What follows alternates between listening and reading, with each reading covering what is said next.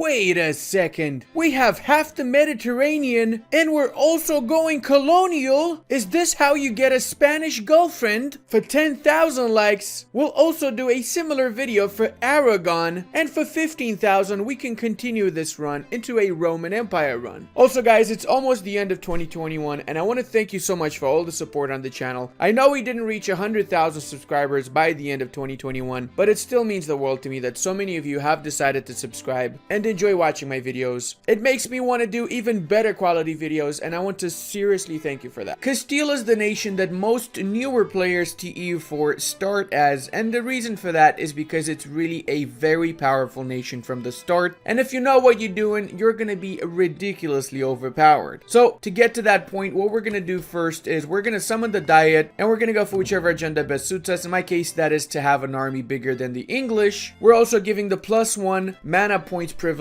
for the estates, as well as the -25% advisor cost reduction privileges. Next up, we're gonna disinherit Mr. Enrique because he's absolutely trash and we don't want that piece of schnapps on our throne. After we've disinherited him, we're gonna give out the patronage of the arts. The reason we do this is because you get 10 extra prestige by disinheriting Enrique first, since you are below the prestige threshold, and you can also give out the exclusive trade rights that offers dev cost reduction in all provinces that have a center of trade, as well as some mercantilism. After you've done that, go to the province of Cantabria, encourage development here, and after you've encouraged development, develop it once with production. After that, we get 0.2 crownlands, which means we can sell titles. We are in fact only selling 0.2, but it says that we're selling 10%. Then go to the economic screen so we refresh our values, and go to Cantabria a second time. Now we can develop this again, dev it up one more time, and after you've devved it, seize crownland. This way we only have 0.20 autonomy debuff rather than 0.30 if we were not to develop this province. And the best part, we start with 800 ducats in an Iron Man compatible game.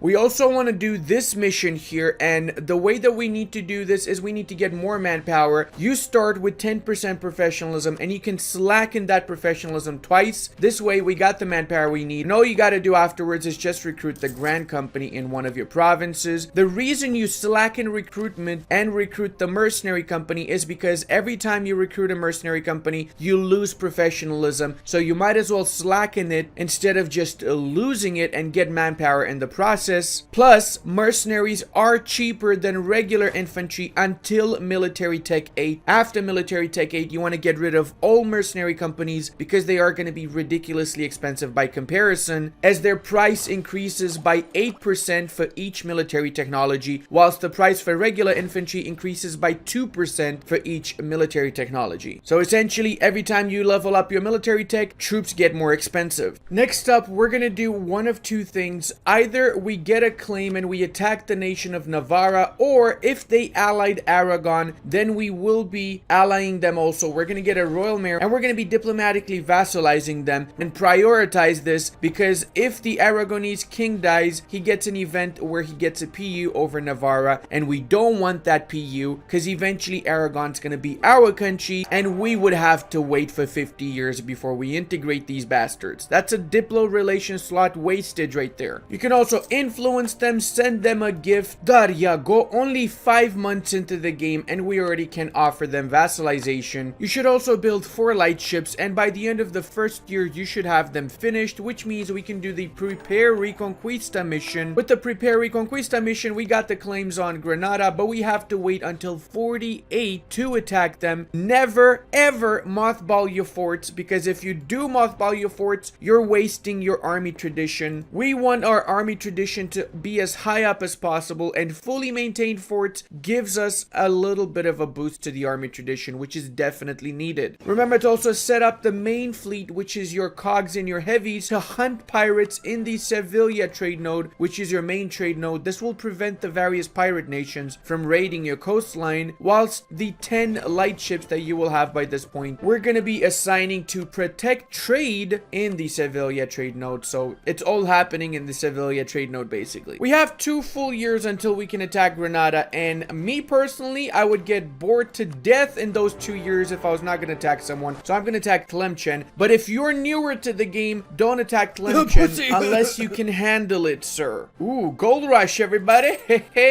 Yeah, we have a gold mine in La Mancha, and you need to make sure you get this to 10 production development as soon as possible. You can use your fleet to barrage the fort in Dara to thus get it a lot faster than you would otherwise. And remember that Tlemcen has a god tier general, Mr. Ahmad over here, with the 2 shock and 3 maneuvers. So if you do engage him, use your mercenary company. Their lives do not matter. And make sure you do your king as a general. You might get some shock. I didn't get any shock, but whatever. And the reason we make our king a general is because we want him to die faster. And once he dies, another Trastamara gets to get the throne. Do take note, however, if you're not at war and your king dies without an heir, there's a chance you're going to be under a PU of another nation. So make sure that you stay at war until you do get an heir. Come on, boys, let's have a little bit of fun here, shall we? Oh boy, it's going to be close. We won, but that was really close. Also, guys, take note that having a spy network in another country gives you siege ability. So, booyah shakaloo. Now we just have to siege down the rest of these areas. And we also got to siege down Jared. I forgot about these guys. No way you can hide now, Tlemcen. Your troops are dead, my boy. They are really dead, ya know. Alright, time to stack and weapon, yo. Alfeda Cadabra. Alright, fine. I like Harry Potter. What's the problem, eh? So, now with the nation of Jared, we're going to be vassalizing them for a couple of reasons. First off, we cannot actually take this land directly, and they have claims that we have an interest in, and we're going to be using these claims to take the other nations in this area out. We are going for the full annexation of Tlemcen. After you finish sieging down all of these parts, remember to transfer the control of these provinces to your vassal Jared and fully annex them.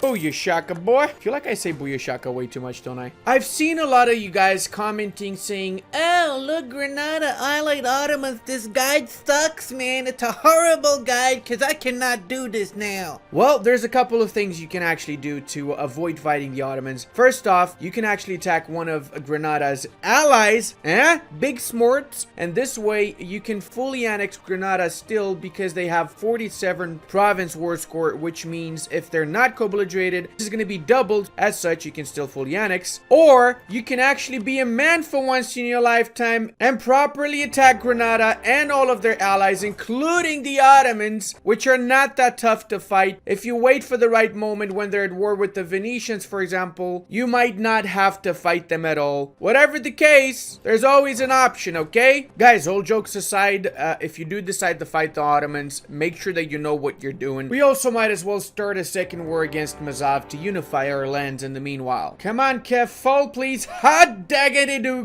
bag.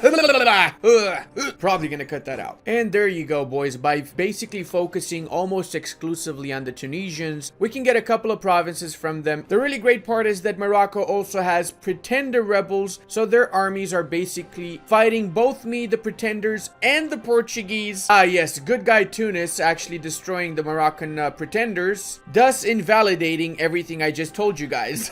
And Mazab as well will be given out to Maria, vassal Jared. Look at the beautiful Jared on the map. This is worth 1,000 ducats on its own. The Ottomans are still in the war with the Byzantines. They've also gotten attacked by Karaman. What? Oh, okay. So actually Karaman attacked Ramazan. Regardless, I can take Fez, and I will be going only for the city of Fez as well as some money on the side. Come on, Granada. Let's see what you're made out of, boy. Oh, they got a zero. They got a freaking zero roll. The Mamluks actually just gave military access to the Ottomans because the Ottomans have finished all of their wars and they clearly are going to be going towards us now. So we're actually going to be fighting them in that case. Don't forget to also give out the strong duchies, privilege for the nobility, which offers you 2 extra diplo relation slots once you have 2 vassals. Oh my dear, we just destroyed the entire galley fleet of the Ottomans. We're going to be chasing down the rest of them. I'm fairly certain if we destroy all of the fleets of the Ottomans and if we blockade all of their provinces, then they're going to give us white peace at least. The greatest naval engagement of the century. Hell yeah, boys. Would you look at that? I was right. They are willing to give me white peace. Can I get... Oh my god, I can get 38... I won the war, okay? I enforced my demands for the 38 ducats and I won this war. We definitely crushed them. It was not just the white peace, okay? And la creme de la creme, the nation of Granada is now ours once more. war. And that means we can do reclaim Andalusia. And you get this event. Essentially, you can turn all of those provinces to Catholic. I actually recommend that you get the stability, and it might even trigger a few other events down the line if you go for the second option. Do remember to concentrate show, of course. And the event I was talking about just triggered. You can go for this, and it turns all of these provinces Catholic without having to lose 2 stability in the process. Means we can do our next mission. Charles is now the leader of Burgundy, which means the Burgundian inheritance will happen regardless because it is tied to this ruler. Once he ascends to be a king and after he passes away, the inheritance triggers. Similarly, don't worry about the Aragonese. Even if they rival you and you're not married to them, you're not allied to them, it doesn't matter. It is actually scripted that you get the PU over Aragon as the Castilians. So all you need to do is just wait for that to happen. What I recommend you do in the meanwhile is try to get your heir on different thrones around the world. So for example, if Austria doesn't have an heir by the time this guy dies, a Trastamara is going to go on the throne. And I'm going to try the same thing with these boys after I unrival them later on, after I get the unions in Iberia. I also strongly encourage you guys to use the holy orders. Each of these actually give you 1 production, 1 tax, or 1 manpower development in each province within that state, all for only 50 mana points, not to mention the bonus added to that. I saved up 200 mana points in developing these provinces alone, not to mention I get the culture conversion bonus. And honestly, the sooner you invest this in your country, the better it is. It's also really important once you've made full states out of provinces in North Africa and in Spain that you lower the autonomy to get more income and manpower from these provinces. Guess what I just realized, guys? Portugal does not have the alliance with the English anymore. In fact, I think they canceled it a while ago, so that means I can attack the Portuguese, and I'm gonna go ahead and do that right now. We lose the historical friendship with the Portuguese. Well, so much for the Portuguese army, isn't it, boyos? Defeated, aren't we, boys? Ah, yes. Run straight towards my army, Portugal. Smart this one is. Much smart it is. Pretty sure that's the worst Yoda accent ever.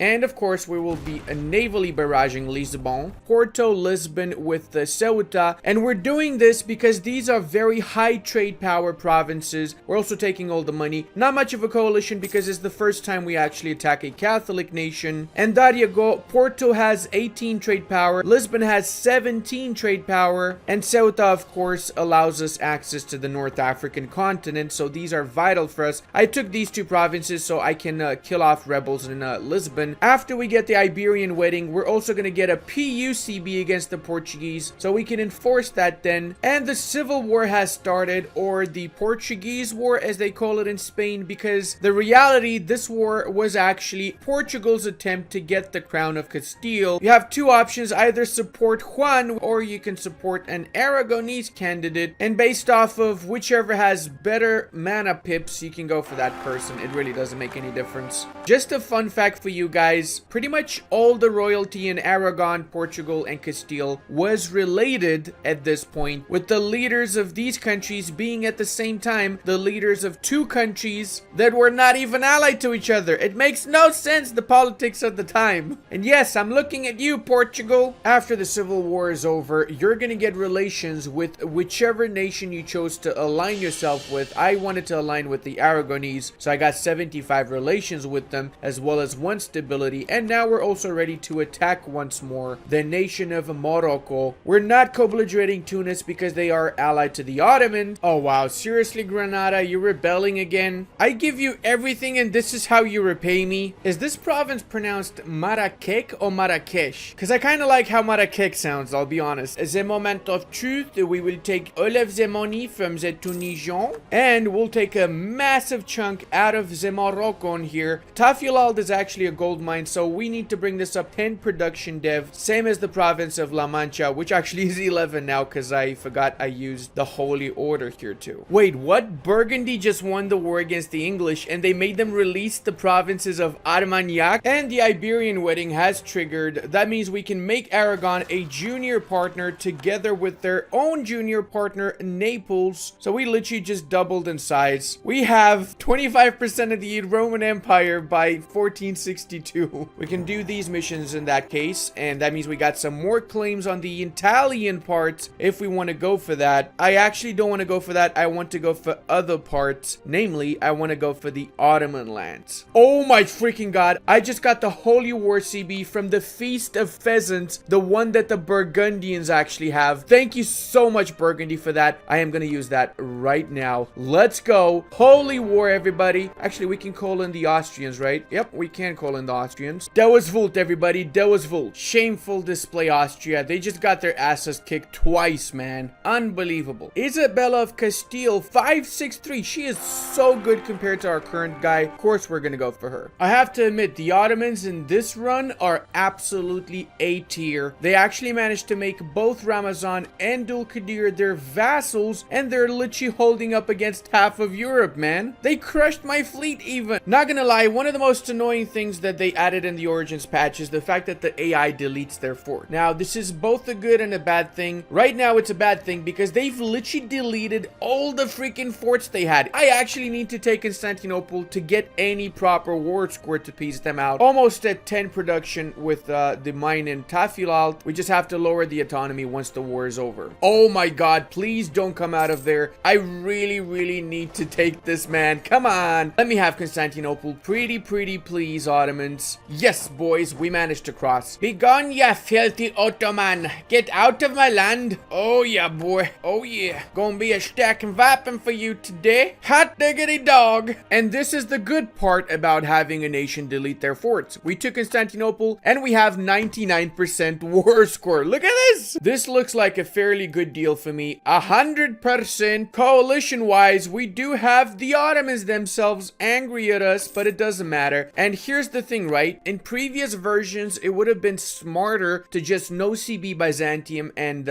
use them to feed back cores, but because it costs a lot less aggressive expansion and war score to take these provinces, it's actually way better to just have these directly, and in the next war basically continue expanding into the Anatolian and Balkan parts. I mean, of course, if you really want to, you can still go for the Byzantium strat. That's still good, but I personally think this is way better. Another annoying thing is the fact that Juan is not freaking dying at all, so I'm just gonna abdicate him in order to get Isabella, the chattiest of new rulers you can possibly imagine, which also means we're actually getting proper amounts of mana points. Remember how earlier I asked you to not take the stability hit? Where you're gonna get a stability hit now, and these provinces are gonna become a Muslim provinces. But don't worry, there's more to this event after we crush this little rebellion, and something even better is gonna happen. Oh no, we are surrounded, my boys. We are surrounded by these bastards. Okay, I was actually waiting for them to attack me. So whenever you have problems with rebels, conquer one of the provinces they siege down, and eventually they will start coming for that province. They want to take it back, so you are in a defensive battle, which is the most big brain thing ever when you're fighting against rebels. Whoa! We got a Habsburg on the throne. Okay, did these guys have an heir? They have an heir now. All right, so we're good. I was worried that they got the Trastamara and I have the Habsburg now. So when should you get the personal union over Portugal? That's easy. Whenever they went for the exploration ideas, so they can basically explore the new world for you whilst you're doing everything you need to do in Europe, which is why I am getting my union over the Portuguese now. And I have their most valuable cities, Lisbon and Porto, so I do have close to 93% of the Sevilla trade node, which means I'm getting almost everything from the colonies whenever it is arriving in this node. But in order to help them colonize the new world, I will be sending them gifts and subsidizing them whenever I need to. Make sure that you check and that they got the exploration ideas before you PU them, because once you have PU'd the nation, they will never go for exploration ideas if they are a junior member. We're also taking a massive chunk out of the Tunisians, and you know what? I'm gonna use the Portuguese money to pay off their own debt, basically lowering their liberty desire with their very own money. I've said this before, but the difference between a good and a bad EU4 player is being situationally aware, guys. Look at this juicy thing I have over here. Karaman would like to be my vassal, so all I need to do is get the alliance. We got that, and improve relations, which we are doing building right now. And then they got all of these cores around them that I can feed back in a few years once my truce is over with the Ottomans. Oh my dear lord, I feel bad for Hungary right now. They've actually lost half of their country to Poland, and now the Ottomans is taking the other half. Oh, the Burgundian inheritance. Oh, you bastards. Austria got it. Are you serious, Austria? Oh man, this feels bad. Well, what to do? It's not that bad though, because we do have a von Habsburg, so eventually we can claim the throne of Austria themselves. Oh, actually they're at war with Bohemia also. Oh my god, Hungary is gonna be like a 3-province minor after this is over. Actually, that's not a bad thing for me, because I might be able to vassalize. So, the entirety of the Mamluk's army is trapped on the island of Cephalonia. I've actually managed to trap 40,000, but they deleted half of that because I've been sitting on their country for a while, basically ruining their nation. And I'm only doing this for their own good, okay? They need to have this in their life to learn how to appreciate the lands that they have. And because they don't appreciate them, I'm taking everything they got over here. All right, obviously we're going to release the nation of Syria from here. That's one of the reasons we attacked the Mamluks in the first place. Syria. And since we are here, we might as well start a war against the Ottoman over here with the reconquest of our cores for our beloved Vasallen. This way we can also get rid of the Tunisians once and for all. Seriously, Ottomans actually took this fort in like 5 months. Really? I have to say I love forts by the river because they're so easy to barrage and to assault. It's almost as if it's free war score. I mean, 36 days to siege it. Unbelievable. And you know what? Since we are doing so well, let's actually start another war against the Moroccans. Obviously, Tunis cannot join since they are already at war with us. Wait, what? Nobody cares about Tunisia dying? Surely this cannot be. Is this Shock Pepega face enough? Ah, yes, Morocco. Fight me in the mountains because that's the best location to get Stark and Vipend in. I did not fully kill off their armies. They still have quite a lot of troops, but I took all the forts and now they do have forts because they got the one in Georgia, the one in Albania, and the other two they just took in the Anatolian parts. So my war score is up to 90%, which means I can actually enforce my demands right now. They're more than happy to comply with it. And coalition, we do have a few nations that we really don't care about, so whatever, man. And this way we have the entire coastline to ourselves and to our vassals for keeps. Ah yes, the famous last stand of the Moroccan troops in the south. Hey, look over here. What's this? Is this our new vassal of Bulgaria? You know what else we got? 181 overextension. Oh my god, I need to chill. Really, I have, but I want the gold mine in Kosovo. Can I have the gold mine, please? And you know what? Bohemia's not even joining in this war because they already have their own war. So it is clear that RNGesus wants me to have the Kosovo gold mine. Oh no, nobody cares about Serbia disappearing. Skipping a little bit till the 1500s, we actually just finished a war against the natives here, and we're taking the coastline, which we will be adding to our trade companies in this area. We have started colonizing, and we are colonizing the coast of Africa with the second colony on the way over here, about to finish actually. 999. The goal is for us to reach the Asian parts with an emphasis on the Indonesian lands and the Filipino lands. We're gonna let our Portuguese personal union colonize the New World, as eventually after we integrate them, all of their colonies are gonna become our colonies, and they will be sending all the New World trade towards the Sevilla trade node anyway, so we're still benefiting from it massively. We've made a few changes in Europe. We've attacked the French and we fed our Armagnac vassal a little bit. We've also had a couple more wars against the Ottomans and the Mamluks, and we got two very big vassals, Bulgaria and Syria, with our eyes turning their attention right now to what's left of the French and the Italian region. That's pretty much all that we need for the Roman Empire, together with the rest of Anatolia and parts of Iraq. You might have imagined I have quite a bit of overextension, so I actually will be chilling for now, since I have truce with everybody anyway. My next move is going to be to abdicate as Isabel and let the Habsburg heir take charge whenever I see that the Austrian heir dies, or that he becomes the new king, in which case he's gonna have an heir with a weak claim, and that's when I can claim the throne and get a PU over the Austrians. And don't forget, for 10,000 likes we'll do the Aragon video, with 15,000 for part 2, where we turn this into a Roman Empire run. And if you did make it all the way to here and you're not yet subscribed, consider subscribing. It would really mean the world to me and encourage me to make more videos such as this. Remember to be a good person and I'll see you guys in the next one. And I want to give a very big thank you to all of my channel members, Patreon members, as well as my Twitch supporters. I really wouldn't be able to do this without all of your support. You guys are absolutely amazing.